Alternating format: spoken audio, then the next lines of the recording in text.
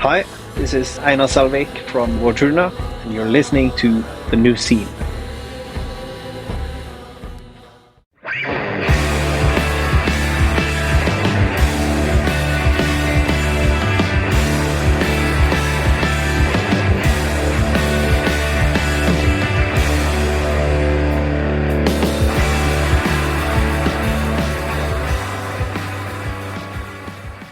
Hello, everybody, and welcome to The New Scene. I am your host, Keith, and we are back with another brand new episode. And on the show this week, we have Anthony Roman. Anthony was bass player and vocalist of Garden Variety, who got their start on Long Island back in 1991. I've heard them described as post-hardcore and even emo sometimes, but I would call it melodic punk music. They took inspiration from bands like The Replacements and Husker Du and made their mark in the 90s with the release of 2 LPs and performing alongside tons of bands we know and love: Jawbreaker, Texas Is the Reason, and many more. Anthony was also bass player and vocalist of Radio 4, a band he formed after the breakup of Garden Variety. They were part of the new wave of rock and post-punk music coming out of New York City in the early 2000s. So we get the full history of Garden Variety, we get the full history of Radio 4, and Anthony tells us everything he's been up to lately as well. It's a great conversation, and that's coming up shortly. But first, here's how you can support The New Scene. Rate us 5 stars on Apple Podcasts and Spotify. Subscribe to our YouTube channel. We have a main channel with full video episodes and a clips channel with clips from select episodes. We have shirts for sale at our store at Death Wish Inc. Pick one up. It's a great way to support the show. And you can follow us on social media at New Scene Pod. Also, don't forget to support Iodine Recordings. The pre-order is up right now for Alone with Heaven. That's the new LP from The Saddest Landscape. That's a deluxe double LP with slipcase, 3-song 4-inch EP, and a signed poster print limited to 300. Recorded with Steve Albini and Jack Shirley, the 2X LP features guest appearances from Julian Baker, Jeremy Boehm of Touche Amore, and Evan Weiss of Into It Over It. Don't miss out on the new LP from these frantic hardcore legends. There's a few openings left for the Iodine Noise Cult, Volume 5. Sign up and you'll receive every new Iodine release in 2026. For more information, head to iodinerecordings.com, sign up for the newsletter, and you can follow them on Instagram at Iodine Recordings. And a thank you to our sponsor for the month of February, New Morality Zine. Okay, so check back in with me at the end of the show. We'll do a wrap-up of the conversation with Anthony. I'll tell you everything that's going on with me. We'll cover everything. But right now, we are going to speak to Anthony Roman of Radio 4 and Garden Variety. Enjoy. All right, we are here now with Anthony Roman. Anthony, welcome to the show. Hello. Glad to be here. It's great to have you here, Anthony. You know, you've done so much over the years: Garden Variety, Radio 4, Orange Cassettes, possibly even more stuff that I don't even know about, but Numero Group is re-releasing the Garden Variety discography, which is exciting, and I can't wait to talk to you about that and many other things. But Anthony, first I want to ask you, how are you doing today? Today? Good. Today was a little hectic, but everything is kind of settled down now and got where it's got to be. So it's a crazy start to the day. So this has been a particularly hectic week, and I am really feeling the pressure. Do you feel that? I feel... Yeah, there's just kids are sick. The work is crazy. The holidays are coming. Yeah, it's all those things. I feel much pressure. So you have kids. How many kids do you have? 2. How old are they? 18 and 14. Oh, wow. Okay. Where do you live now? In Park Slope, Brooklyn. Ah, I'm in Williamsburg. Oh, look, we could have did it in person. You know what? I'm trying to get to that, but one step at a time. You said both of your kids are sick right now. No, they're bad. Well, my daughter's still a little sick, but my son is better now. Yeah. That's good. That's good. I'm going to definitely jinx myself by saying this, but I haven't been sick in like almost a year. Don't do it. Yeah. That's it. Tomorrow. Okay. I know. It's got to happen at some point. So how long have you been in Park Slope? 20 years? No, maybe more. 26 years? 26 years. Do you like it? I mean, obviously, but I have to say I liked it 26 years ago, then I liked it when the kids were kind of going through like the grammar school and middle school. Now that it's less like important, like where they're living, regarding their schools, I'm finding I don't know, it's getting a little boring now. So my daughter's going to school in the Lower East Side, and I'm like, when I take her to school, I'm like jealous. So there's nothing going on here. I like the Lower East Side, but I would never want to live there because too much activity, too much noise. Park Slope I like because I don't know. I used to be down there fairly often for stuff, and it's pretty nice.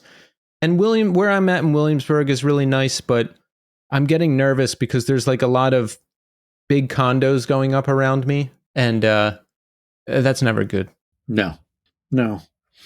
I mean, I'm older now, so it doesn't like I don't need to be near the action, but I'm finding that Park Slope has become more, is catering to a tax bracket that maybe I'm not part of. So, or even if I am, I'm mentally not part of. So, exactly. Yeah. That's probably a better way to put it. What do you do for your career?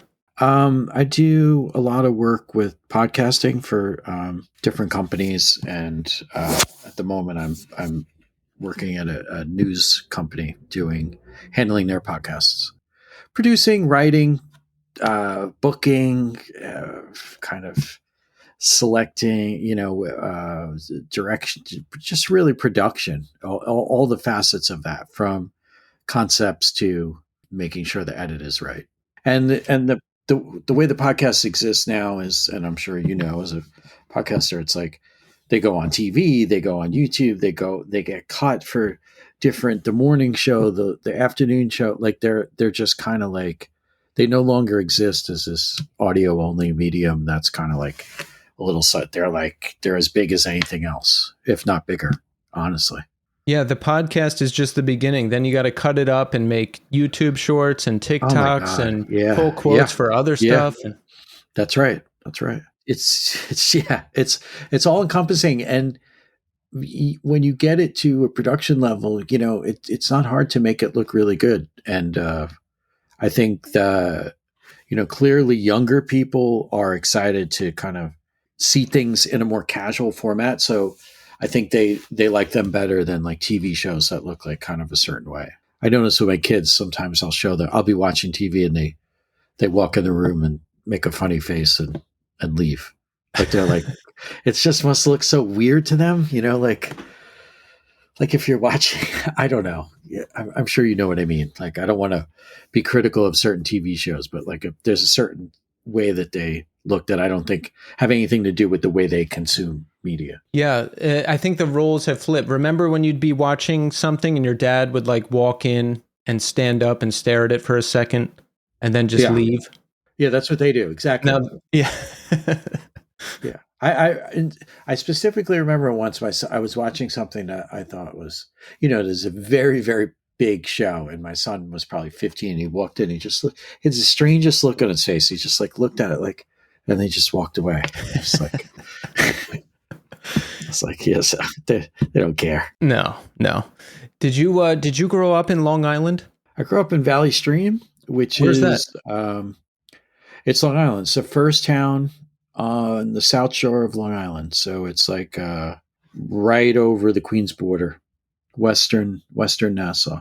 So I grew up there, went to school there. Yeah. My parents were from Brooklyn, and they moved there because my father worked at the airport. And it's near JFK. Ah, okay. How did you like it there? It was good. It was fine. I mean, I didn't know much else, but if it was very close. Once I got of the age to be kind of like running into the city and stuff, it was quite close. It was a 30-minute train ride to Penn Station, which when you're 15 is, that's nothing if you're going with your friends and stuff. So it was good. How about your history with music? Is it something you've always been interested in? Yeah, there was a lot of people. I grew up in a musical house. There was, I had an uncle who was kind of a semi-successful musician, like he had, in a underground way, but he had a record deal, and he lived downstairs from me, and he would just play me a lot of music when I was very young. I mean, very young. I'm talking like 8, kind of. So there was always music going, and my mother listened to a lot of music. He was a musician. He lived in the house. Yeah, so it was a musical place, I guess. How old were you when you started playing? 12, maybe? He taught me a little bit. He taught me how to play guitar a little bit and piano. Maybe I was playing piano before that. I probably was like 8 or 9, but like playing because I wanted to, I think like 12. And then started like messing around with the kids in the neighborhood because he taught me to play guitar a little bit and bass and stuff, my uncle. And then like, kids were, it was the 80s, kids were like playing and everybody had a little band going and stuff. So Yeah. What was your thing? Like, were you into punk music? Were you into everything? Like, what grabbed you when you were first finding all this stuff? well, I mean, through him, he was kind of like, he was into like rockabilly and kind of like 50s music. So I was able to kind of get into like Stray Cats and stuff like that, which there's like a little period where it's almost like that crosses over with like the Clash and things like that. And then, so you just kind of go, that became my thing, like I would say I got into Clash when I was probably 12, and that became like my favorite band. And then I listened to a lot of like new wave and kind of like, I don't know, The Cure, and I liked The Jam when I was a kid, and more pop stuff like probably like Elvis Costello and Squeeze and U2, like the bigger things, kind of U2. And then I started to get more into punk as like high school went on, like the more underground stuff. Yeah, where did you go to shows? Like, what kind of stuff did you see? Well, in high school, I didn't go to. In high school, I was going to like more concert types. Like I would, because the bands I liked were bigger. Like the ones I mentioned, I saw like all those bands when I was a kid in more like Beacon Theater or arenas and stuff like that. I had friends that went to a lot of New York hardcore shows that would go at my school. That would go see Sick of It All and Youth of Today, Gorilla Biscuits, and all that. So I was like aware that that was happening, but that was not anything I was that interested in. And then I kind of found my own thing when I was like 15, 16, which was like the Replacements and more like that. I mean, that they opened the door for me to everything, kind of. That was my first, and I saw them a couple times too back then, 4 or 5 times. Yeah, I'm kind of curious where you stood with everything in Garden Variety, because Garden Variety, not like a hardcore band, definitely more melodic. But the first time I heard of Garden Variety was on the Antimatter comp, and there's a lot of Yeah. post-hardcore and Yeah. emo of the time bands on that comp. Yeah, I mean, I think it's kind of a long road to get there in a way, because what happened was I think the Replacements really were like, well, the guitar player in Garden Variety lived around the corner from me, so we got into music together, and that was one of the bands we got into at the same time. So they kind of, because they were like, I think that they weren't like, they were perfect for us because they weren't like macho. We were like kind of like scared of the New York hardcore stuff, like that kind of like people taking off their shirts and like going in the pit, and like that was like not our thing. And so the Replacements were like had a punk side to them, but they were like kind of, I think they were scared of guys and girls, and that was kind of like us, like we were like scared of being beat up, and then also like scared of talking to girls. So that was like when we found this kind of sound which like had punk but had some kind of melody and sensitivity and some feelings to it, like Husker Du and Dinosaur Jr. and all that, like explosion of stuff that came out in the mid 80s was just kind of like really opened the door for us, and that's where we felt really comfortable. And a lot of what that was could be traced back to like it had its roots in the hardcore scene as well. So I think that when we started to make music, we wanted to make music like that. However, we were a couple years, we're probably 10, 12, 13 years younger than the people that made that music. So when we started to make music, we kind of couldn't do what they did. So we tried to do like almost our own, what we thought would be an updated version of that.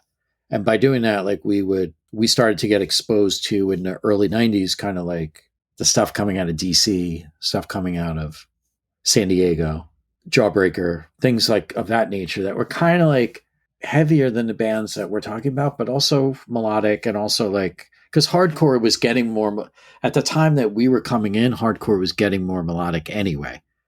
And we were looking for something that was like as aggressive as like the early Husker Du records, but like of that time. So we tried to like blend all that in a way that sounded like 1991 or 2 or 3 instead of 1984 or 5. So that was kind of the trajectory. And I think the only place to do that really at the time was like to play shows and stuff was like to play hardcore shows. And I think that's something that the bands we liked went through too. Like, you know, as a student of, I read every, you know, rock biography there is, and Husker Du and all those bands, or Placements, Lemonheads, all the bands we love, they were always like, we always had to play hardcore shows because that's like that's kind of like where the action was. And there's always some of the bands from the hardcore scene that we really loved, and then there would be a million, you know, so many bands we played with that really we were not connected to at all. Yeah, it's fascinating. I always ask about that because it's fascinating for me, especially, you know, in eras before I got into this music, to see how things worked, where things fell. But it sounds pretty similar because I found this music in '98 and it was the same deal. You had like your authentic hardcore bands, and I didn't want to go to those shows because those are the shows all the tough guys went to and beat everybody up, and the pit was, you didn't want to go anywhere near, and there was crowd killing, and it was a lot of elements I didn't want to be anywhere near. There was a lot of really technical avant-garde hardcore happening at the time, like more artistic. I was into that stuff, like the crossover stuff, and it wouldn't be as much tough guy stuff at the shows, but everybody played together. You know, on a local show, you'd have metalcore bands, ska bands, indie bands. It was just like more of everybody playing together, like more diverse bills.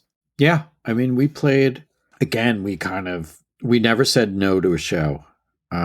We played, you know, we didn't care if we were going to be the heaviest band on the bill or the lightest. So we would play with like the Magnetic Fields, and we would play with Leeway. You know, like it was kind of, I look back on that as like, I'm almost like surprised at looking at my younger self that we were okay with, like, if I said to you now, go stand in a room with 300 people and probably like 290 of them will not like you, you probably wouldn't go. You'd probably be like, nah, I'm all right. But like, we were totally like, we knew no one was going to like us, and we didn't care. And in a way kind of converted them, some of them. Yeah, see, me, I would still go play that show. Because I'm just in a band getting started again, so I'm like, I'll play anywhere if it makes sense. If it's like a country western show and then us, no. But if it's any band in our orbit, yeah, let's go. We can win them over. Yeah, I don't know if like what I would do now, but back then we were game for like being mismatched. And I think we tried to, there's like, I have a friend who wrote my friend Zach Lopez, he's a journalist. He wrote this really funny article that went somewhat viral about him, like explaining why people didn't like his band, but it's like funny. And he's like, we were too hardcore for the, you know, indie kids, and we're too indie for the hardcore kids. And the guy says to him, maybe people just don't like you. You know, it's like, you're trying to kind of, and it kind of goes from there.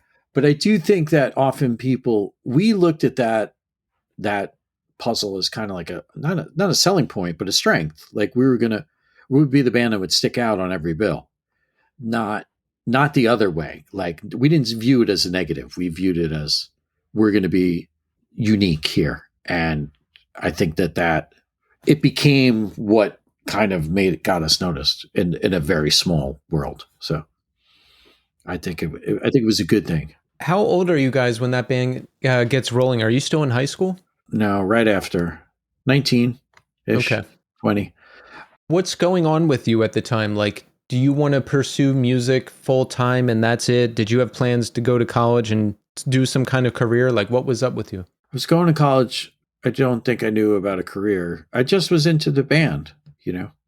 I don't think I thought the band was going to be anything big or successful, but it was like what I was dedicated to what we were doing, and just kind of, I was committed to that. We all were, you know, but we were going to school, but we play every chance we could. And when summers and breaks and all that stuff. Yeah. How much touring did you do? Like how far out there were you getting? We toured a lot. Went to California many, many, many times. We would once we ended up getting hooked up with Kern Blanston Records, which is Charles from Rorschach's label, which our Ted Leo was on, and Native Nod and Merrill and a bunch of bands that we were friendly with. Once we got a record out, we just kind of got in the van and really, really went out there and did our thing. So yeah. So 93, that's like the self-titled on Gern Blanston. Yeah. Yeah. And then we go there. That was because that Charles with Rorschach had done enough touring and been around that he had little connections everywhere that we were able to use. And we met him through playing at ABC No Rio and stuff. Yes. I got to play there once before it closed, and I'm very happy about that. Yeah, that was a great place. And that was kind of talking about the hardcore scene. That was one of the places that, even though maybe we weren't musically in sync with a lot of people that were playing there, that was one of the places we did feel kind of like we made a lot of friends there and stuff. Like it was a good little pocket of people. Yeah, it seems like a good collective because, I mean, they would do like a lot of charity things and there would be like a lot of different kinds of people there, right? So I could see them being more open-minded. But there was like really good bands played there. It was just, we would go there a lot. There was a lot of, whether it was kind of the quintessential, ABC No Rio bands, like, Born Against or Rorschach or something, or then there was a wave of, bands that would come through touring that I saw there, like Heroin or Hoover or bands from Olympia. And like, it just like it felt like every week there was like something going on there that was worth going to see. So, and that wasn't happening that as much on Long Island. The touring bands sometimes came through, but they didn't as regularly. So it was harder to kind of get them out there. Were you still living out on Long Island while you were all doing all that touring? I was living in Valley Stream, yeah. And Rizzo was still there too. So and then Joe, our drummer, he grew up in Great Neck. He was living across the street in Valley Stream also. So we're all on the same block. So we're all kind of like we had a practice space in Queens, in Jamaica, and we recorded I think first couple demos also in Queens. And we played at Queens College and we played at Our Lady of Lourdes Church. There was a bunch of things that we were able to do that were kind of near our house and then kind of like spread from there. So what was the vibe with the band at the time in 93 and 94, like just in terms of the greater music scene? Now, I was running around with my friend's band a lot in the early 2000s, and there was a big wave happening. Like it really seemed like hardcore independent punk music was blowing up, and it really seemed like you could be in a band and make something out of it, like carve some kind of living out of it. What was the vibe with Garden Variety and like the scene at that time? Were you thinking about those types of things? Is that something you wanted to do? No, I mean, I noticed that like maybe in the second half of the band, some of the people we were friends with started to get signed and stuff, or offered record deals, or like Texas Reason, I remember, was getting a lot of interest, Promise Ring, people like that. But they always seemed much like more pop to me than what we were doing. So I didn't really think that, I don't know. I mean, obviously this is the time that Nirvana got signed. There was a little bit of like kind of people in our circles were kind of like that step above us, like Jawbox started to think that those bands were getting signed. But I don't know. It didn't seem like something that I thought was going to happen for us. You always want to be able to live off it. But I think we would like live off it maybe in more like a unwound kind of way than I don't know, like a bigger, like a Green Day. Like we had no aspirations to that because we felt like we were too noisy and just not marketable in any capacity, really. So. I see. So you had a pretty realistic sense of who you are at the time. That's good, right? I mean, I was always surprised anyone liked us. Like I didn't have any. I remember like when people were like, "Oh, we want to put your record out," or just be like, "Really?" I did not look at it like I've never been one of those people that like people are gonna really like what I do. It doesn't come from that place. It comes from it comes from like I know I want myself to like it, but I don't expect other people to like it. I don't like listening to I don't know. I just don't view it. I can't that way. So Yeah. How did you end up on the antimatter comp? Were you interviewed in that zine before? yeah, we played a show at Our Lady of Lourdes Church in Queens. We would play these churches in Queens with all these hardcore bands. And somebody said, "Oh, there's a show in like Island Park, Long Island, with Super Touch and some other bands. Do you guys want to play?" Sure, we'd play anywhere. And we went to that. We played that show, very small place, and Norman Brannon was there, and he was. I don't know if he was even in shelter at that point. Like I think he may have been just getting in that. He didn't. We weren't talking. He came over to me after we played, and he's like, "I really like what you guys are doing," and introduced himself. And I was like, "Oh, this is a really cool kid." Like we didn't know what to expect. We were kind of expecting to not meet anybody that would be interested in us, and we stayed friends. We became friends. He would come see the band. He really kind of pushed the band and really supported the band. And then I was at the second Texas Reason show. I saw them so many times. We played with them so many times.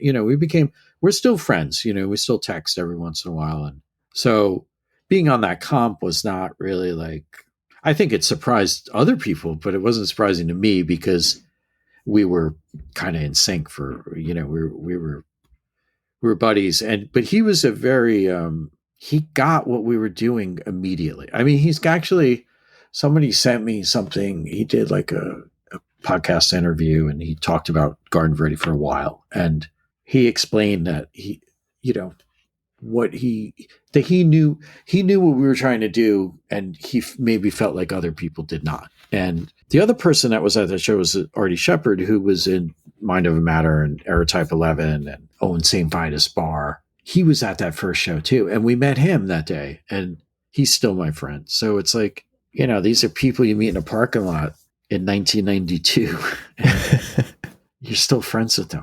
It's a strange, music can do that, I think. That's one of the things I like best about it. I actually just saw Artie, was it last week? Because Ben played a show in Queens and I was there. So Artie? Oh yeah. I've my band has played with his a couple times. He's actually coming on the show pretty soon. So there you go. Good. Yeah. He was his band Mind Over Matter was one of the bigger Long Island hardcore bands, and he had a radio show. He was called Artie Chickenhead, and he had a radio show that people really liked. He would play punk records. It was once a week, and again, he was like he played Garden Variety and kind of like told people on the hardcore, "Oh, you should book them on your shows," and he kind of like helped us get off the ground in a lot of ways and kind of meet a bunch of people that I don't think we would have connected with if it was. He was great. He was I don't see him too much anymore. He moved. He used to live around the block from me, but he moved to Staten Island or something. So yeah, I think he's in Jersey now or Staten Island. One of those. Yeah. I forget. Yeah. That's what I love about all of this mostly is the community because, when I was a kid, I would go to a show and know 50 people and there would be a show every week, multiple times a week. But then I moved up here and I didn't know anybody who listened to this music and I would mostly go to shows alone and it was depressing. But now that I'm in a band and doing this podcast and doing things again, it's almost like old times again where I'll go to a show and I'll know people or people will know me or both. And it's, it just really makes this thing a lot better because there was a lot of years where I didn't know anybody and I'm like, wow, I'm going to another show and I don't know anybody. Great. Yeah. I just went to, like a record fair in Jersey a couple of weeks ago. And I saw like all these people that I knew from 1993 or so. It's like so weird. Like people I knew from ABC No Rio and people I knew from just Long Island scene and people I knew from just very, across the country. I saw, it's just like, they're all kind of like, so many are still around and still connected and still friends. And you would never think that, I mean, when you're a kid, you don't think about 10 years ahead or 20 or 30 or even 10 days. You're just in like what you're doing. And so you're not, you don't know, is this going to be my friend for life? That's not something you're worried about or something. So. Yeah, it's weird. Like when I didn't start thinking about that stuff for a long time. It was just always people around, always in a relationship, always surrounded by friends. And then one day I woke up and I was 35 and I was like, I have nothing. I don't know anybody. Like what? I just go to work and come home. What am I doing? And then thankfully I changed all of that. And, things changed. Things changed for the better. Yeah, I think you do. One thing I've been trying to do lately that I haven't done in a long time is like really force myself to do things, because I think it does get easy to kind of, I'm just going to stay home, I'll watch this, I'll do, and I do think while that is okay and fulfilling for some, probably if you're the kind of people that we are who do play music and got in bands, it's probably not the best approach, because you're a social person or you like being out there. I always like the camaraderie of bands and the community and the scene. So when you cut that off and just like, you're like, I think it's good to kind of say, hey, some of the aspects of that, I miss. And I like being around those people and seeing that. And so I've been forcing myself to go. It's never a force. Once you get there, it's always fun. Yeah. It's just getting there. That's the hard part. Putting your boots on and getting ready, it's like that could be tricky. So yeah. And even I went to see Ted Leo the other night. He played nearby and I have things this weekend and I'm thinking of doing. Yeah. It's unusual for me. Yeah. I always force myself to get out there because, well, the alternative is just too damn sad. I can't live like that again. Yeah. Don't do that. Don't. And I think one of the things that a lot of going out was based around like night and like drinking and stuff that doesn't fit as well with like middle age. So that was something I think I'd be like, oh, I don't want to go, because I don't want to whatever. But like you can just go and not have a drink or have one. Like there's just ways to operate as an adult that are good. You get a lot out of it. So that's I had to learn that too because I would go out and have like 10 drinks or 10 something else, and it would be really bad. So I had to stop doing everything, and then learn how to go out without that. Yeah, but now I'm set. Yeah, that's exactly right. It becomes, the pattern of. Part of going to see shows for me was what you just talked about. Like you're drinking, you're being social. So you do have to I can't do that. I got kids or I'm older or whatever your reasons that you don't want to do that at the later in life. So you gotta kind of readjust to how do I do this as an adult in a way that won't cause me physical and mental anguish the next day. Exactly. But it's doable. It is. It didn't feel like it could be, but it is. You can with enough determination and enough practice, you can change anything. I did. It sounds like you did. Yeah, I mean, I never did I never stopped, but my behavior is, I just my approach to going out has changed dramatically. Yeah. So Garden Variety put out Knocking That Skill Level in 95 on Headhunter, right? Yeah. So how were things around then? The band ended up breaking up a year later, but were you still touring all the time? Were we happy with the record? What was going on? I mean, that's not my favorite period. I mean, this is one of the trickier things about looking back at kind of like your records or whatever. It's like, I can't really hear that record without remembering what was going on. So that's not my favorite period of the band, like as far as how we were getting along and how we were, I don't know, where we were trying to kind of like go musically. It feels like a transitional record and then there's no one after it. So I have trouble really listening to it, but it is also the record that most people write to us or message us on Instagram, or when I see them, that's the record they like. So for me to kind of assess it, like, I'm not as into, like, that's not really up to me. I feel like I have to try and be more like able to separate what was going on internally from the finished product. That said, I don't think we got to where we were trying to go on that record. And I think that there was like a place we were going to end up that was better. Like we were coming from somewhere and we were going to get somewhere, and we were like kind of figuring too much out. I think we were moving out of Gurn Blanson, which was like our punk rock kind of home, to a bigger label on the West Coast. A lot of things were changing, and I don't think we had it figured out yet. But it is, I think people think it's better than the first record. I disagree. I know what you're talking about, because there are certain bands I have been in where I'll see the shirt, or I'll hear a song, or I'll see something, and I'm like, ugh, because like right, there was fighting, or I was being a jerk, or like, and I'm just like, ugh, like those memories are tied to that, Yeah, but that's not fair to kind of like put your own stuff on something that someone else is enjoying. So I try not to like be as vocal about it. But also, I don't even, it's like something I'm saying, like I haven't even heard it. Like I don't even know. I don't have no idea last time.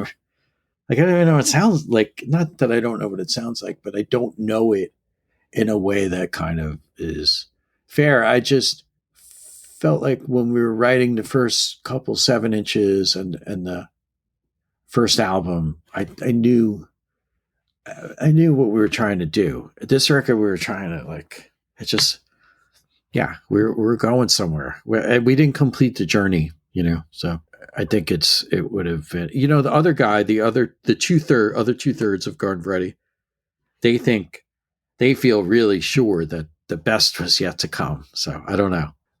Maybe they're right. I have no idea. I really don't know. What happened to the band? When did you break up? How? Well, we toured a lot on Knocking the Skill Level, and some of the stuff you're talking, we started to live off the band. We were on a label that was giving us a little bit of tour support, so we would come home with some money, and we ended up, I think that we got offered a tour with Into Another. Do you know that? Yeah. And we were like reluctant to do that tour. But we were like, well, we'll get out. We'll play in front of all these people. They were bigger shows and stuff. And I think some of the stuff I was saying before, like you kind of, in the beginning, you can go play with everyone, right? You could be like on the most mismatched bill. You could be, because you're just trying to get your music out there, and just like whatever happens. They hate us. Okay. But I think when you're like 4 or 5 years into the band, that doesn't work out as well. Like I think that once you hit a comfort level of starting, we would be able to headline a smaller room on our own. So it's like, and those people liked us. So once we put ourselves back in this scenario where we're playing night after night to some kind of like, I don't know what it was, like a Revelation Records kind of like, I guess, post-hardcore. It was just like, was not anything that we connected to at all. And the crowd did not like us. And then we had internal conflicts, and we had the van breaking down, like all the things that happened. And it just kind of like, just felt like there wasn't enough. I didn't feel confident in the musical direction we were trying to go. We weren't getting along. We didn't seem to be getting any bigger. I think the music trends were moving in a direction that was kind of maybe not what we were part of. I don't know. Everything just seemed to be, our peers were disappearing. It's like the bands we came up with were not around. It's just like, I felt like it was time to kind of, we had run its course. So it wasn't really like, I didn't know if I musically saw the three of us like coming together, because we weren't really getting along to make something great. Maybe time would have, like, maybe if we just took a 2-month break or something, it would have worked out. Yeah. No one did that though. Like it was always just all or nothing. Isn't that weird? It is weird, and I mean, that's youth, I think. But yeah, I do think you could just say, "I'll see you guys in 3 months. Let's start working on another record." And instead, it's like, no, But at the same time, I think 6 years of a band like that, like I think that's pretty like long. I don't think that kind of music is kind of like how many people have long. Usually, the only long careers you hear of with that kind of music is like those bands reforming and stuff. Most of them didn't. A couple records, 5 years kind of thing. I think that's pretty normal. Yeah, you do 5 years, 2 or 3 records, done. Yeah, exactly. We did our thing. Like I think we did more than I expected and went more places than I expected. So I was like, all right, we're done. I got to do other stuff now. And you did go on to Radio 4 and do a lot of stuff. Like, all right, when Garden Variety's done, are you like, I'm going to get into a new band and start a new thing? I need to get a job. No. Like, what was your thought process at the time? I think that no, I did start to play with some people. Yeah, there was a bunch, like my girlfriend who was now my wife, and I was living in Jersey City, and we kind of started to play. There was Josh who was in Gang Gang Dance, and he was playing keyboards, but he only had one hand that was working because he had been not broken. He had been bit by a dog, so his right hand was in a cast, and he was playing keyboards with one hand, and we were trying to do some kind of like minimal post-punk thing, so it worked out perfectly. They only had one hand, but we only probably did like maybe, and our friend Dorian and Kevin, who was in Dahlia Seed, was so the 4 of us. Yeah, it was kind of rotating, but we would play. We were trying to get that off the ground right away, but that fizzled out too.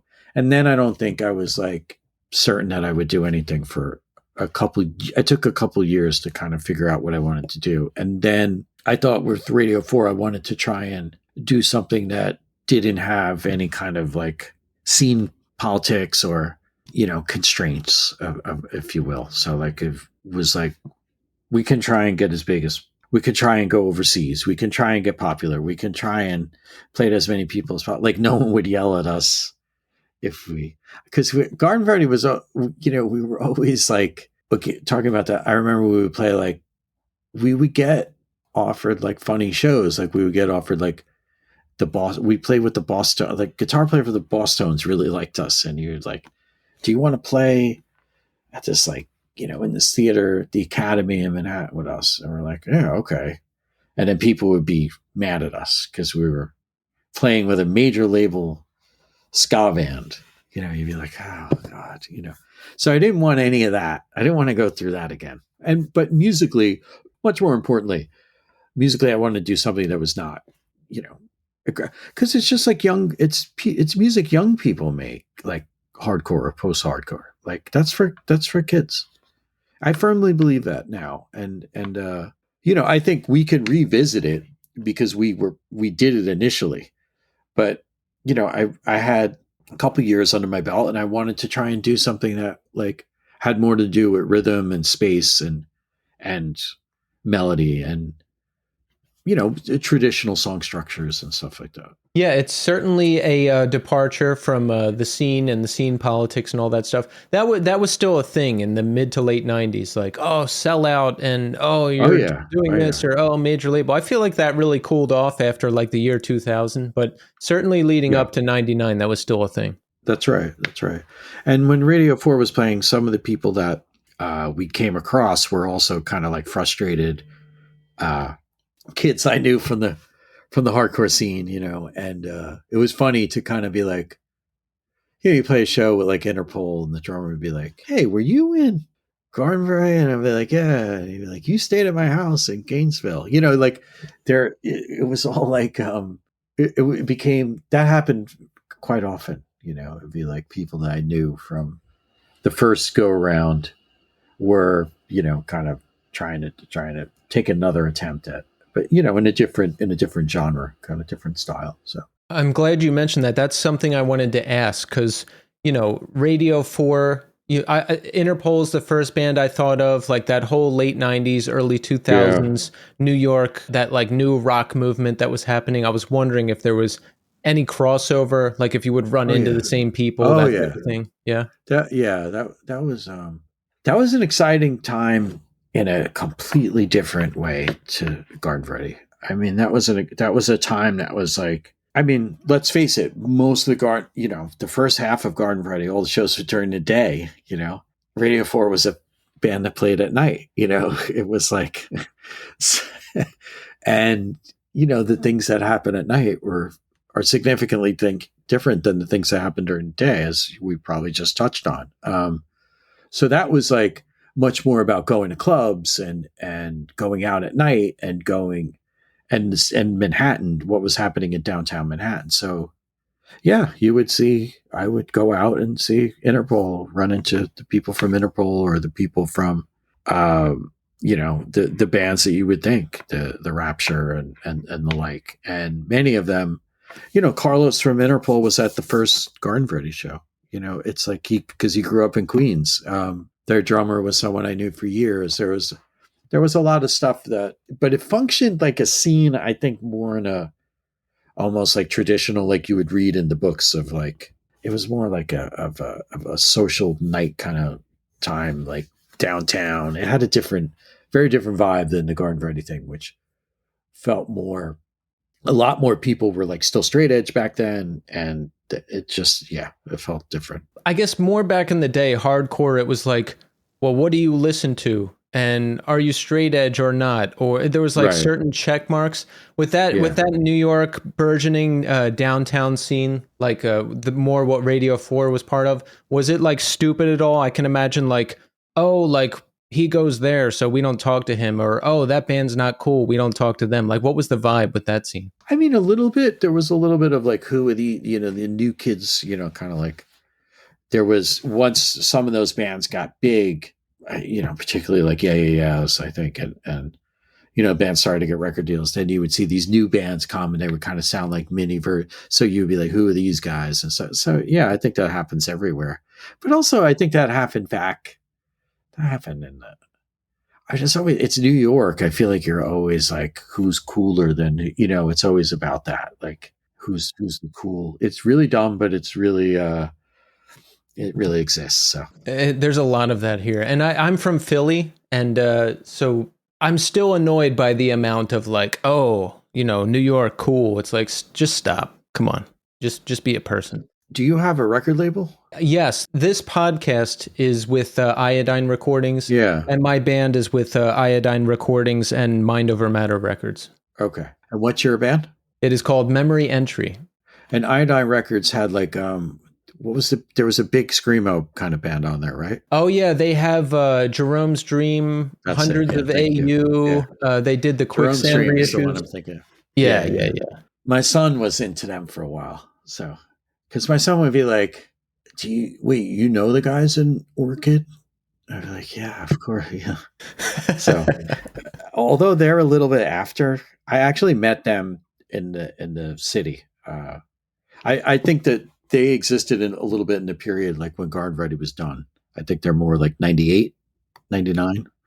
And then I met Jay Green like more in the early 2000s. So after Orchid. But it was funny that one of my sons said that to me. I was like, yes, I do, of course. That's funny. Yeah, because the screamo's having somewhat of actually everything is kind of having somewhat of a resurgence, but screamo is definitely a thing now. There's so much good music. Jerome's Dream is awesome. I love their last record, and my band is like kind of in that world. It's like in that neighborhood of stuff. Interesting.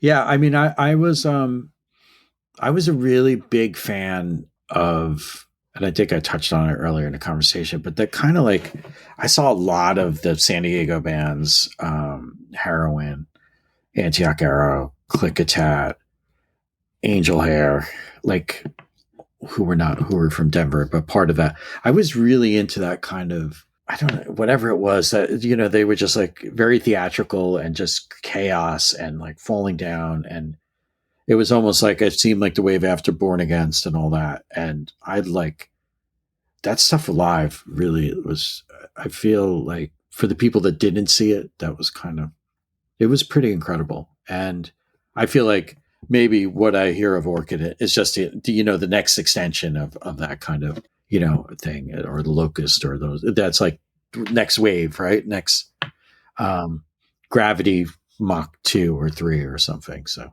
yeah, I all that stuff you're talking about, I call classic screamo, and I love it. And I missed it the first time around, so that's why you're I'm too young. Yeah. I was just listening to like metalcore, hardcore, some post-hardcore. I missed the first wave of classic screamo, so I'm making sure to catch it all now. Yeah, I saw all those bands, and then I think there were bands that I think Unwound and Drive Like Jehu were two bands who were like taking from all those kind of places and like were really, really influential on Garden Variety. Those were like two of our two favorite bands, I think, because just unbelievable. Like to me, Unwound might be like they're like in the top 5 bands, like maybe ever to me. Like they're just, I don't know. They had such a great, like the three of them together. I don't know if you saw them with Vern or if you've only seen the reunion shows or something, but they had a magical kind of chemistry and just the way they kind of existed together on stage and as people, and just like, I love that they would take from hardcore and they would take from this kind of like atmospheric, almost shoegaze. Like they just combined so many different things into, and that's what I really was like. They were like the perfect band for me. Not a melodic band, but tons of melody going on. Not a traditionally melodic band, I should say, but tons of melody going on all the time. So I saw them so many times. Those are my favorite kind of bands. Just that mix a lot of different things and do it really well. Those are always my favorite kind of bands. It's very hard to do, though. It is. If it was easier, more people would do it. It's kind of, you look back at that period, there's not a ton of those. And there's not a ton that I still listen to, I should say. So, yeah, because it has to be natural. And I don't know how you do that and how you do it right. But, there'll be certain bands where it's like, it's really heavy. Here's the singing part. It's really heavy again. And I'm like, all right, I get it. Right. You got the formula. Yeah. So Radio 4 did a lot of great things, right? We did the international touring.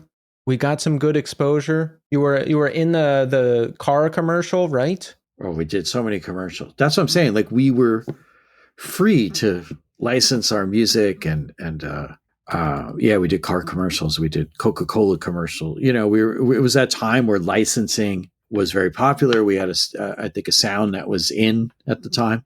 And therefore, we played Coachella, we played Conan O'Brien, we played the Reading Festival, we played the Carson Daly Show. We did a lot of stuff that I was unable to do with Garden Variety that I really enjoyed. It was exciting, and we went overseas a ton. Great experience. Very different though. That's amazing. Did you, all right, when you're doing all that great stuff, do you ever hear from like some old out of touch heads who are like, man, I saw you on TV. That was lame. No one ever said that to me. Anybody that saw me on TV, stopped me on it, was like, dude, that was, or texted me. No, they were like, oh, I was flicking through channels, back when people flicked through channels. And I saw you on Going on a Ride. No, it was that was like, at that point, things had evolved to that where it was okay. So we weren't like a Jawbreaker where people were going to throw stuff at us for getting signed. Or turn their backs or whatever was going on. Yeah, I was at those shows. Did you actually witness some of that? I did at Irving Plaza, where there was a Jawbreaker tour, and you have people like sat down when they played or turned around when they played and booed them. But then we toured with them. We toured with them on Dear You, and things had calmed down by then. But then they had their own they had the problems were not with the audience anymore. I don't know what was going on with them at that point, but they were unraveling. Yeah, I have a theory because I read Sellout, the Dan Ozzie book, and they cover some of that Jawbreaker story. If I remember correctly, hopefully I'll be able to ask Blake this one day. If I remember correctly, Jawbreaker really dug in their heels and said, like, we will never, ever, ever be on a major label. It will never happen. We'll never do it. But then the offer came and they did it. So Yeah. I wonder if they had just never said anything, would they have avoided all that nonsense? Probably. I mean, I also think that I actually their first couple records I think what made them great didn't this happens a lot with bands I like. I think what makes them really great to me is the same thing that makes them unable to exist in a broader scope. So like let's take Green Day, because I was around when they came up and came out. Like I would hear them and people would say, "Yeah, they're a great band." I'd be like, "Yeah, that's good. It's good. Like I like it." But it wasn't. But then I would hear like Jawbreaker or something, and I'd be like, "Oh, this is really special." And I felt that way about the Replacements, and I felt that way about Unwound, and I felt that way about Drive Like Jehu, and I think those things that make them kind of like really special to a small group of people are also the same things that make them unable to be, consumed by a larger world. They didn't look like Green Day. They weren't like, Green Day is like almost like cartoony or something. Like there's like you know what I mean? Like it's much more of I don't know, an image that you could. They didn't have that, so I think they're a little too sophisticated, intelligent, musically challenging in places that I just don't think I don't think they were ever gonna be big. No, I agree, because like I've actually had this same conversation. I'm like, listen to Basket Case and look at that video. It's like perfect framed, like here you go, masses, and I love it. It was my it was my band got me into punk and everything when I was in 6th grade. But take Jawbreaker. The production is so much thicker and denser. There's these washes of guitars. It's deeper, it's heavier, it's poetic. It's the things that I love about it. Just what you said will make it not loved by the masses. Yeah. I just saw them last month. Part of my, I'm going to go back out. I saw Jawbreaker. Now I have not seen Jawbreaker. Somebody came over to me. I ran into an old friend and he's like, "Oh, were you at, the show at this place or that place?" I was like, "No, the last time I saw them was in 1995. I haven't seen any of the many reunion shows. So that was an experience too. And I have to be honest, like going to see, I've done this a few times. I saw Unwound. My son wanted to go. I kind of like running into people and seeing and catching up and stuff. But I don't know. It's just like, it feels, I don't want to be cruel, but it's not for me. It's not seeing bands I saw 30 years ago that are now well into their 50s or it's just not, it's not, I have such a great memory of them at a certain point in time that it doesn't, like Jawbox is a band I love. And I did not go to any of the reunion shows. Like, it's just like, I'm okay with this memory I have of it. And I find that when I try and chase that, it doesn't work out that well. So for me, people love it, Yeah, it just depends for me, like there's plenty of bands I loved, and it's not that I don't like them now, I just don't listen to them anymore. And only certain reunions are going to get me out the door. Only certain ones am I going to get really excited about. And that's just, I don't know, it just funnels down and it's like, hey, here's the stuff that will get me outside and here's the stuff that won't, right? I tell you, the thing I'm toying with right now is, and my friend, when we went to see Ted, we were driving over there and he's like, "You going to go to Texas Ariza next week?" And that's like, I'm trying to like, am I going to go? I don't know. That's interesting. And there's no Norman either. So yeah, that I was sad to see. I am going to go to the show though, because I had tickets for that Jersey show and I ended up not going. And then I saw they were playing New York City and I was like, well, I got to go to that, You're going to go the next week at I will be Webster there. Hall? Yeah. Okay. I'll find you if I go. Yeah, if you're there, look for me. I'll look for the other guy with glasses. Yeah, I won't have them on. I don't wear them at night outside. I can't see. I need my contacts. Like I can't. There's too much of this. This. I mean, as a wearer of glasses, the side to side, to looking up and down. Like it's. I need the lens. I need the whole eye. I have very bad eyes. I really dislike glasses. I don't like wearing them. I don't want to have them on. But I tried to get contacts and I failed the test twice. I got them in and I couldn't get them back out. So I gave up. Yeah. glasses are horrible. Anybody that says that they like them, I'm glad you're saying this. They're the worst. I It's really just, dislike them. and you really can't see it. Like if I'm looking down, I can't see, and you got to do so much of this like on and off thing. So if I'm going, it's a constant struggle, and I don't want that at Webster Hall. I don't want that at night. So, Yeah, I usually don't wear mine either unless I'm like filming a clip of something. And I have to wear them when I play live because I can't see. Like I can't. It's hard to see anyway, and then I can't see when I'm playing. It's a whole thing. Are you friends with the members of Texas? No, I don't know any of them personally, but I have had Norman on the show, and I met him once at an event. But he's great. Yeah. I've known those guys forever, so I do want to go. I hope I do go. So. Well, I hope you do too.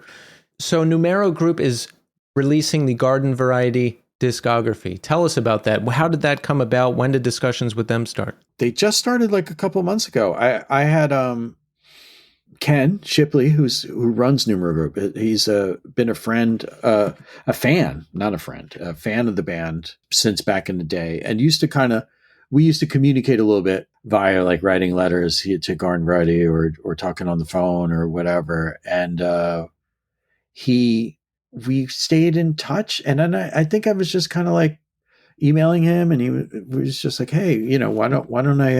Have you ever thought about working with Numero on the Garden Variety stuff?" And I was like, "I thought you'd never ask," kind of like, like I was kind of surprised to hear, because I had assumed that enough time had gone by that if he was interested, he would have asked already, but I guess he just had not gotten around to it yet, and so we just started talking like a couple months ago, and we were able to put together, kind of like a very like a plan pretty quickly, and get on board. And because he knows the band so well, it was very easy for us to kind of communicate. So he's not like getting acquainted with Garden Variety, like he was a fan from the get-go. So I think, which makes me feel great. That's awesome. What's coming? Like, is there going to be a discography reissue? Well, I can't tell all the things, but I do know that the first LP will be released. And we will have something coming out in late December. We'll be Numero's going to reissue the split single we did with a band called Jejune, who was also now on Numero, and they were kind of like buddies of ours back in the day, and we did a split 7-inch with them in like probably 1995 or something. So that's going to be the first thing that we put out on Numero. So and it's fun to be, because they're doing like a tour of Japan, and they're kind of like back at it, and we're going to kind of piggyback off their momentum. So yeah, I forgot they were doing something with Numero too. And yeah, Numero, they got on my radar because Frail just did a discography reissue with them as well. Yeah, I mean they did a bunch of our friends' stuff, the bands that were on Gurn Blanston, and some of the bands I mentioned earlier, Click and Tap. It's a lot of not even just friends, like fans. I'm like big fan of Unwound, Husker Du. My favorites are on that catalog. So it's really like, yeah, it's quite. I feel like we're in good hands, and I really love their packaging. I love their approach to everything. And I want to tell you this: they were talking to me, and they said, there's going to be new people hearing your band, because you think of it as just like we're going to reissue it, and a bunch of people in their 40s and 50s will say, "Oh, I remember that band," and they'll buy the record. But they're like, no, a lot of kids are going to hear it and stuff, like people that that never heard of the band or weren't alive then, or barely born. And I was at that record show I was talking to you about, and a kid came over to me and he's like, "Did you say you were in Garden Variety?" And I was like, "Yeah, I was talking to my friend." And he's like, "You guys are on Numero Group, right? I just read about that." Like, and I was like, it was a kid, and I was like, "Oh wow, I got the kids pay attention to this label." So I haven't been recognized for a band thing in quite some time, particularly Garden Variety. It's like probably 30. I don't know. It was funny. So that's one nice thing is there is a lot more younger people at shows I would not expect. Maybe 3 years ago, I went to see Jerome's Dream, sold out show in Queens. I expected it to all be guys my age. It was all young people. I was like, Yeah. wow, this is cool. And then Frail, young people at that show. I was just at 3 of the Ink and Dagger reunion shows down in Philly. A lot of young people there. It's the young people are paying attention to the older music, and I like that. It's just like more diversity at shows. Who sings for Ink and Dagger? For this recent 3 shows, it was Jeff Rickley from Thursday. Oh, okay. All right. That makes sense. Did you see them back then? Yes, once. Okay. Yeah, they were kind of infamous, right? They were infamous, and they're probably my favorite band. They're like, oh wow, okay. They're like one of a kind. They heavily influenced me in my approach with things and musically. Yeah, I feel like I knew them. Were they like they were in hardcore bands before that too, right? Like yeah, Don was in Frail, and Sean was in Crud as a Cult, and Don and Sean were in a band called Mandela Strike Force before Ink and Dagger. What years were those? Like mid 90s? Yeah, early to mid 90s. Yeah. Yeah, we crossed paths with them, but we never weren't friends or anything, but kind of knew about each other. I know you did Orange Cassettes in 2014. Wait, let me ask this first. Has Garden Variety ever played again? Has there ever been no reunions, nothing since 96? No plans. No plans? Many requests, no plans. Is there a group text? Have we at least talked about it? Have we entertained it? There are certain people in the group who ask all the time, and there are certain people in the trio who don't want to do it. And it's not. I just think it's. Again, I find it sometimes it's a young man's game. Yeah. Do you talk to everybody in the band? Like, is everybody on? Yeah. Okay. Yeah, I want to go meet Joe on Friday. Actually, in my attempts to go out, there's like a Swizz. Do you know the band Swizz? Yeah. Oh, they're right. That event. I just had Jason on the show not too long ago. Yeah. Okay. So Joe from Garden Variety, our drummer, is really close with Jason. So he's going to that. I was going to go meet him at that. So yeah, we're friendly. See, now that would be a great thing to go to. Yeah, I might. We'll see. Still have 2 days. So who knows what could happen in the next 2 days. Oh God, I know. This week is just like... So I know you did Orange Cassettes in 2014. Have you played? Like, do you play at all? Do you do anything still? No. I did Orange Cassettes. I wanted to do like kind of a, rhythmic kind of dance project with my friends, that was fun. But it started to get like, once I started to see like booking shows and carrying gear, and we did like a couple shows, 2 or 3 shows. I was just like, this is not for me anymore. No. And I put my energy into kind of like the family and work. And I don't think I'm like dying to play in the capacity that I used to. I don't have the calling that the other members of Garden Variety play all the time. Yeah, they're active playing, not in things of that sound like Garden Variety or anything, but they're out there playing. They're just type people who want to get on stage. And I was much more of someone, I play when I'm in a band. I write songs when I'm in a band. I'm like, I don't play as much when I'm not. And I'm full on when I'm in a band. It consumes me in a way that's like, I don't have a lot of space for other things. That's how I am too. Like if I wasn't in my band, I don't know that I would run and join another one, or if I did that, I probably wouldn't be as invested. But yeah, I wonder about that, because it's like if I had a family, if I was married, if I had kids, would I have the same passion for the band? Would I have the same time? Would I have any energy for it? I don't know. But where I am right now, no wife, no kids, just me, 43, and I can really do a band the way I want to do it now for the first time in a long time, like I've never been able to. So I'm squeezing out all that energy while I can. Yeah, I mean, I think it's not something I don't understand why people do it, or it's not like and I understand why people ask me all the time, like, why don't you play? Don't you miss it? It's just like there's so many things in life, and like I feel like I've evolved as a person, and I just got into different things, and I don't know. I don't feel, I almost like wish I did, like in a way. I was like, I wish I was more drawn to it, but it's not where I am. I respect that. Like, all right, here's a good comparison. When I was younger, you would read a story like, oh, this actor did this one movie and then never did anything again.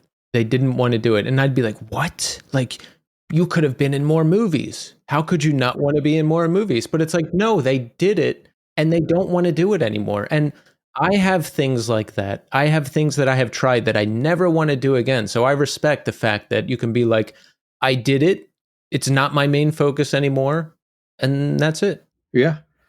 Yeah. I mean, that's also, I got a lot out of it. Like I got Radio 4 and Garden Party. That's like, there's 7 albums. There's countless tours. There's festivals to basements to TV shows to like, I don't know. I don't feel like I'm like, oh, I just wish I did this. There's not that much missing. So I feel good. I feel like I completed the task.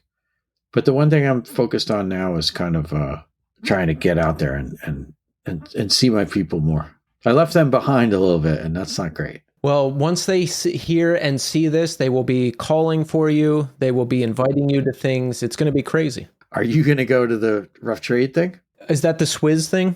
Yeah. I think not, sadly, because my friend is doing a record release show in your neighborhood. So I have a meeting with my record label. Then I'm going to jet down to Park Slope to try to make his record release show. Where's that at? Hold on now. I'm going to tell you. Oh, it's at Young Ethel's. Yeah, I know that place. What kind of band are they? I think he's like a solo artist. So I'm going to try to, hopefully the meeting doesn't go past 5 and I can make it down there in time for that. I might be too tired afterwards. I might not. We're going to have to play it by ear. Yeah. That's where I'm at with Friday too. Yeah. And Friday is always the day I'm the most tired. So Fridays are brutal. I hate it. I wish it was not like that. I just saw a comedian talking about it. It's like, what happened to Fridays? Like I used to be so excited now I'm just so tired. It's a real bummer. I want to stay up late and I physically can't. Like I used to travel constantly for work. I would fly home, get home at 9, 10 o'clock at night, make some calls, and then go out all night till 4 a.m. And as close as like 10 years ago, maybe. And I can't even think about doing that anymore. No, you're worried about going to Park Slope. You got to plan it out.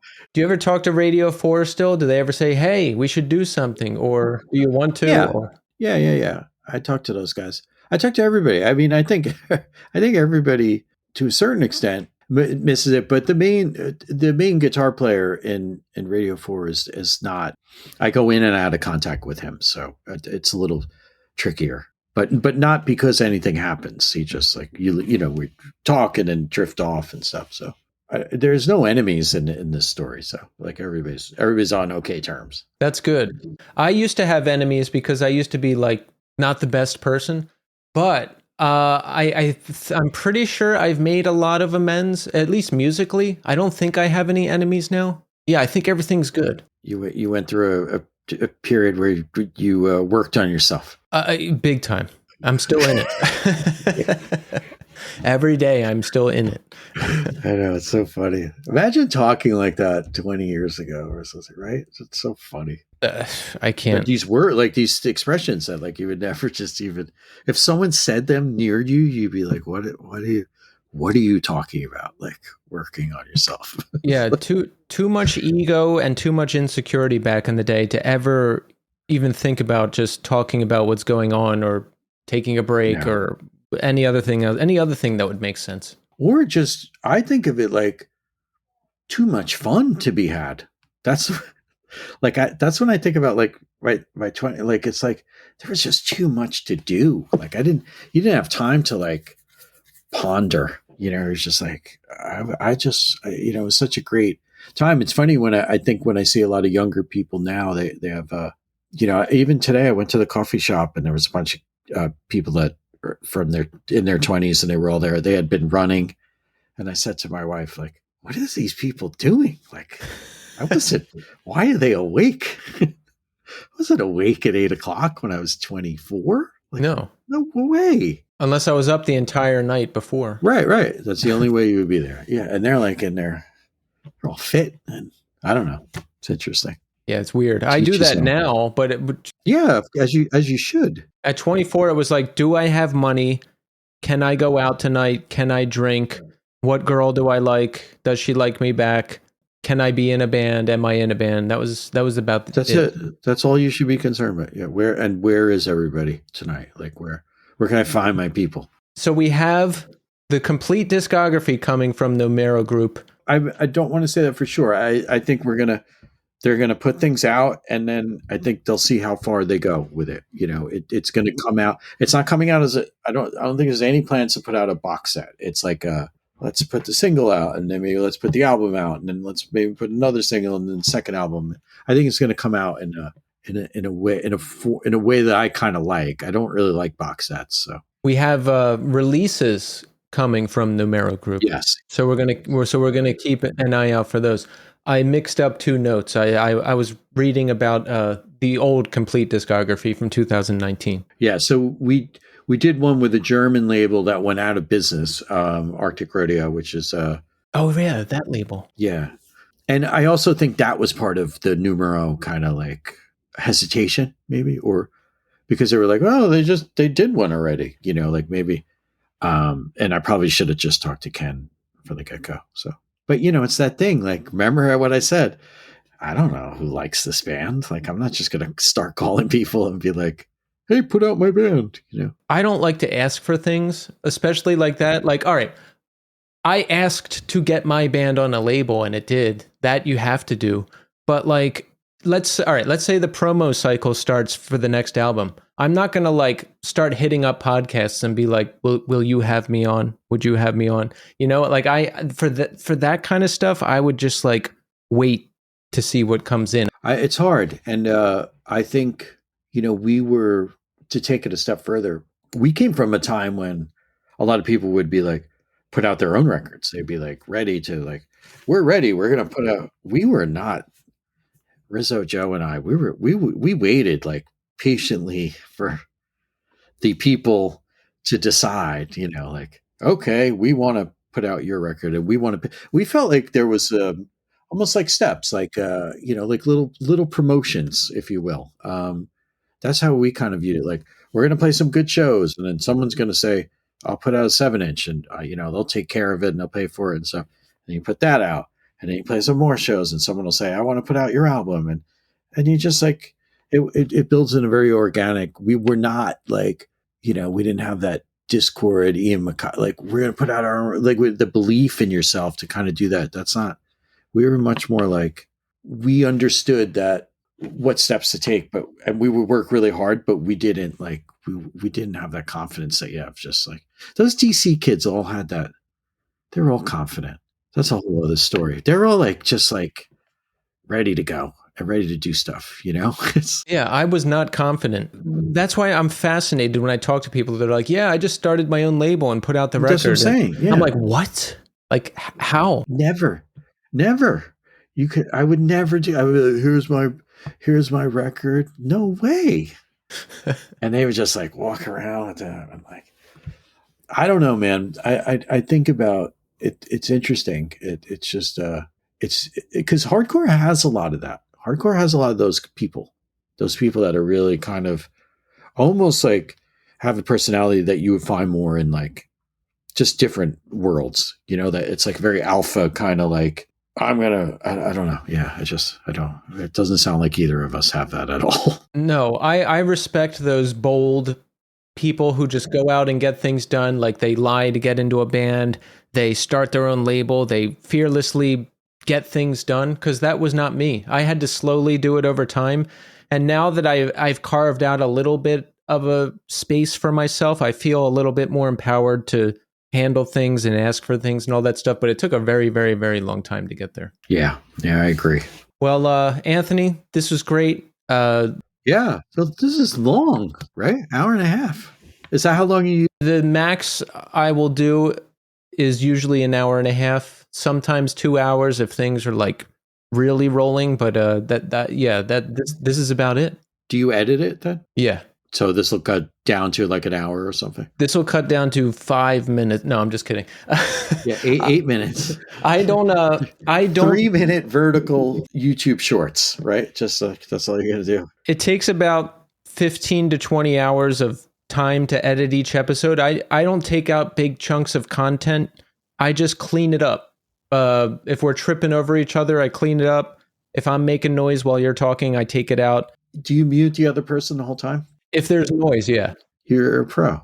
You're a pro. That's what I do. I do this all day. That's right. You do this too. Oh yeah. Here's one more question. All right. Since you're in the biz, what do you think of this podcast in terms of professional podcast business? Do I get the thumbs up? Definitely. I was very surprised by your email about the setup, and because I've done a bunch of these, the ones from more like of the punk world, and they're just like totally winging it and kind of. So this, I was impressed, but I came across yours again. I was like, I think Aaron Stauffer, and then I like the, and I listened to Jason Farrell. Actually, I like the bookings. I like the your thumbnail and the visuals. Yeah, I think you got it. You get a thumbs up. But the thing you're blowing me away with right now is that you say you spend 20 hours editing it. Yeah, every week. That's insane. I know. It takes a really long time. No, it takes so long. Yeah. I'm also like, I think I'm misophonia. I'm like extra about it. If there's like a click, if someone like clicks before they talk, I take that out. If there's a breath or a sound that doesn't need to be there, I take that out. I analyze each space and I'm like, is this space necessary? Yes, no, maybe keep half of it. You know what I mean? I'm all about like the overall flow of the thing. Do you use Audition? I use a program called Filmora, which is I think one of the worst film editing tools, because I look up stuff on Reddit and they say we will not answer questions about Filmora because there's too many problems with it. But it's just like you just drop in the things and I can just clip them up. I just clip them up and move them around. So do you do a lot of it visually? Yeah, all of it. No AI, no automation. I've tried those automated like remove a breath things. They don't work. Yeah. No, they don't. The only thing you could use like kind of that I found more like non-traditional means is like just when you want to get rid of a big chunk. You could be like, I don't want from 11 minutes to 14 minutes or something. Take it out. But you can't do it. And that's so easy anyway. So by the time you tell it to do that, you could just do it. But any of the finesse, like I'm going to get rid of all the ums and ahs. That's if you ask AI to do it, it's insane. It sounds like the craziest thing you've ever heard. Wouldn't even try it. I just like to go through and do it. But you're spending a lot of time on it. Yeah. You must enjoy it though, somewhere. I do, because I get to talk to people like you every single week. It keeps me connected, and it made me connected in a time when I didn't know anybody. So it's like an eternal grateful community thing. Well, you know me now too, so I'll see you at Texas is the Reason. I think is that's where we're going to start. I will text you if I go.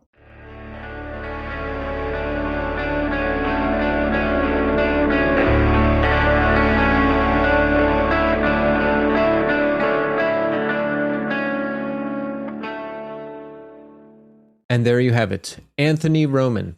Awesome conversation. Very glad that I had the opportunity to meet Anthony. He was an awesome person. And this was just a great, wide-ranging conversation, hitting many different topics. Like I told Anthony, I first discovered Garden Variety on the Antimatter comp. A classic comp, by the way. If you have not heard it, go check it out on YouTube or anywhere else you can find it. I dig Garden Variety. It was really good to get their full history from Anthony and to hear about Radio 4 as well. But it was awesome that Anthony was able to pivot to this new thing in Radio 4 and be part of that movement in the early 2000s in New York City and play on talk shows and tour internationally and everything else that he got to do. It was really cool to hear about. And also great that we'll see some Garden Variety releases via Numero Group. I hope new generations continue to find Anthony's bands and that they live on. And who knows, maybe Anthony will play again one day. It seems like he doesn't want to, but never say never. Anthony, great to have you on the show. Thanks so much for coming on. Oh, by the way, I did not see Anthony at the Texas is the Reason show. I don't know if he was there or not. I figure maybe he would have texted me if he was there, but I got there late. I got there right before Texas played. I watched them and then I left, and that was it. So I'll catch you next time, Anthony. So let's check in. How are we doing? I'm doing good. You know, at the last check-in, I barely made it through the show. I barely made it through that last part of the show. I was so tired. So we'll do a little more detail on this one. It's been a slow week. I've been catching up on sleep and working out. I did not work out at all those 2 weeks that I was doing the shows and out in LA. So I crammed all my workouts into this week to hit my goal for the month, which I did. I usually try to do 3 weight workouts, 3 body weight workouts, and run 6 miles every month at a minimum. And I did hit it this week. So I feel good. I feel refreshed. I've been going to bed really early, too early every night, but I had a lot of sleep to catch up on. Work has been kind of slow, or at least just a regular amount of work. So I feel good about that. I'm able to catch up on things and catch up on some quality of life things. I could really stand to clean this place up. I haven't done that in a while, so hopefully I'll do that soon. But everything is good. By the way, that last run of memory entry shows, really, really good. We hadn't played in 4 months, so the first show in Philly was a little shaky, but I felt good about it. And the next 2 shows, I think, were 2 of the best shows we ever played. You've heard me talk to people on the show about vocals and doing vocals and how they do them, and you've heard me talk about it at different times, but I think I crossed a threshold with these last 3 shows. I hope, fingers crossed. I think I figured out how to do it without straining myself so much and blowing out my voice, because those last 2 shows of the run, I did the vocals, we played the set, I wasn't blown out at all, and it felt easy. It felt easy. People even said to me, it looks so easy for you. And I said, well, that's a very new development. But I have a vocal warm-up that I do. It involves stretching and breathing and enunciations and scales and all of this stuff. And remember when Kenny Vasoli from the starting line was on the show, he said he uses Hall's mentho eucalyptus drops. I use those during the day leading up to the show to heal my voice, and I try not to talk too much. And then right before I go on to perform, I take a throat coat lozenge, and that combination of things seem to work. So I think the key is just keep trying different things until you find something that works for you. It doesn't seem like there's a one-shot deal for everybody. I think you just have to keep trying things. I think you just have to keep asking people what they do, incorporate new things, get rid of things that don't work or don't seem to serve you. So hopefully I've crossed a barrier. I hope.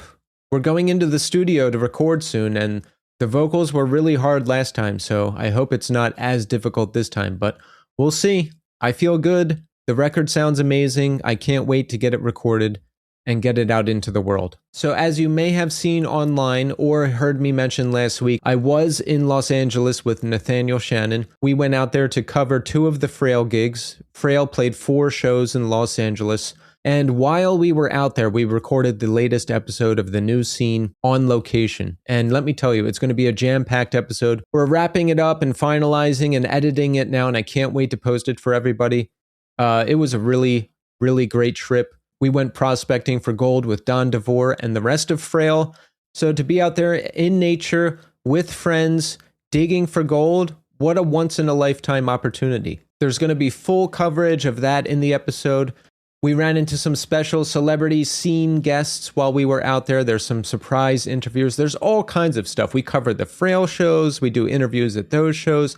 There's a lot of stuff in this episode, and it's going to be great. So please, make sure you subscribe to our YouTube. Follow me on Instagram at NewScenePod so you don't miss anything. I also got some really nice birthday gifts from Don DeVore. Look at this, an original Fine Art of Original Sin poster from way back in 1998. What a priceless artifact. You can see that I had it framed here, along with a original Ink and Dagger self-titled Final LP poster. I saw a pile of those in Don's Ink and Dagger archive, and I was like, Don, I hate to be that guy, but can I get one of those too? And I've got that framed as well. So really amazing time in Los Angeles with friends, old and new. I got to see Vadim Taver when I was out there. I got to see Mike Shaw. I usually don't even mention when it's my birthday. There's historical significance to that I don't really want to get into. Plus, I'm 44 years old now. You know, I don't want to be like, it's my birthday. Will you hang out with me?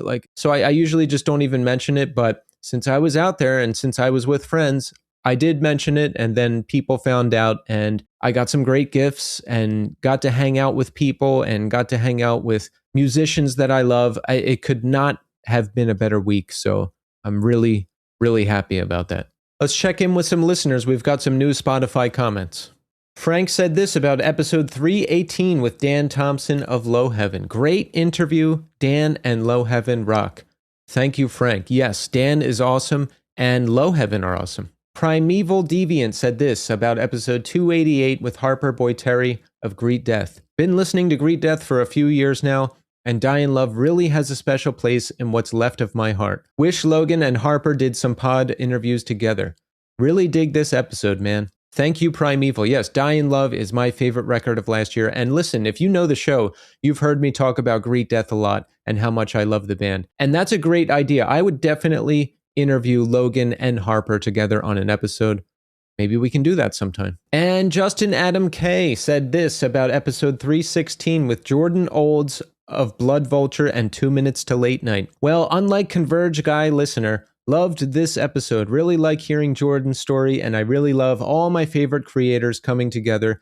This episode, the Pure Pleasure episodes, the 2 weeks notice episode, keep it up. Thank you, Justin Adam K. There's a long-time listener right there. Thank you for the support. And yeah, one of the best things is getting to collaborate with other podcasters as well. Something I never really expected. Never, ever expected to be on Pure Pleasure. So awesome that I got to go on that show. So awesome that I got to have Dewey on my show. And we've got another one coming up. Jeremy Boehm of Touche Amore and First Ever Podcast will be coming on this show. And it's an amazing conversation. So keep an eye out for that next month. And that's about it for this week. So listen, thank you everybody so much who listens. Please subscribe to the YouTube channel. Find us there. We have full video episodes.